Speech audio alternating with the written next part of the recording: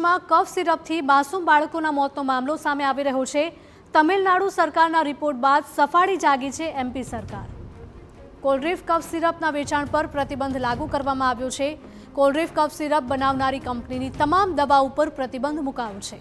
CM Mohan યાદવે social મીડિયામાં post કરીને આ માહિતી શેર કરી છે। કમિટી આ મામલે તપાસ કરી રહી છે તેવું સીએમએ નિવેદન પણ આપ્યું છે। ગુનેગારોને કોઈ પણ કિંમતે છોડવામાં નહીં આવે। તમિલનાડુ સરકારની તપાસમાં ચોંકાવનારા ખુલાસા થયા છે। કોલ્ડ્રીફ કફ સિરપમાં 48.6% ડાયથિલિન ગ્લાયકોલની ભેળસેળ હોવાનું તપાસમાં સામે આવી રહ્યું છે। કાંચીપુરમના શ્રીસન ફાર્માસ્યુટિકલમાંથી જપ્ત કરેલી કોલ્ડ્રીફ કફ સિરપની તપાસ થઈ રહી છે। દવામાં ડીજી અને ઇજીનો વધુ પડતો ઉપયોગ થયાનું સામે આવ્યું છે। ડીજી અને ઇજી બંને કિડનીને નુકસાન પહોંચાડનારા ઝેરીલા પદાર્થ છે।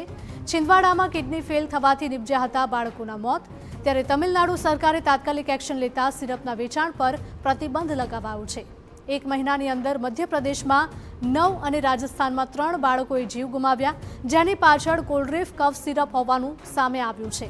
જો કે 9 બાળકોના મોત બાદ પણ એમપી સરકાર શરૂઆતમાં કફ સિરપથી મોત ન થયાનું રટણ રટી રહી હતી, પરંતુ તમિલનાડુ સરકારની તપાસમાં કોલ્ડ્રીફ કફ સિરપમાં ઝેરીલા કેમિકલની ભેળસેળ હોવાની પુષ્ટિ થઈ છે। તમિલનાડુના ડ્રગ્સ ડિપાર્ટમેન્ટના અધિકારીઓએ કાંચીપુરમમાં આવેલા શ્રીસન ફાર્માસ્યુટિકલ કંપનીના યુનિટ પર દરોડા પાડ્યા હતા અને અહીંથી કોલ્ડ્રીફ કફ સિરપનો બેચ નંબર SR13નો જથ્થો જપ્ત કરવામાં આવ્યો હતો, જેની તપાસમાં સામે આવ્યું હતું કે દવામાં ડાયથિલિન ગ્લાયકોલ એટલે કે ડીજી અને ઇથાલિન ગ્લાયકોલ એટલે કે ઇજીનો ઉપયોગ થયેલો છે, જે બંને કિડની માટે ખૂબ જ નુકસાનકારક મનાય છે।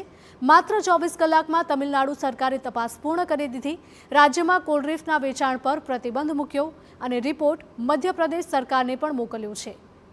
મધ્યપ્રદેશના છિંદવાડામાં આમ તો પહેલા જ કોલ્ડ્રીફ અને નેક્સ્ટ્રોસ ડીએસના વેચાણ પર પ્રતિબંધ મુકાયો હતો, પરંતુ હવે સંપૂર્ણ મધ્યપ્રદેશમાં કોલ્ડ્રીફ સહિત કોલ્ડ્રીફ બનાવનારી કંપનીની તમામ 19 દવાના વેચાણ પર પણ પ્રતિબંધ મૂકવામાં આવ્યો છે।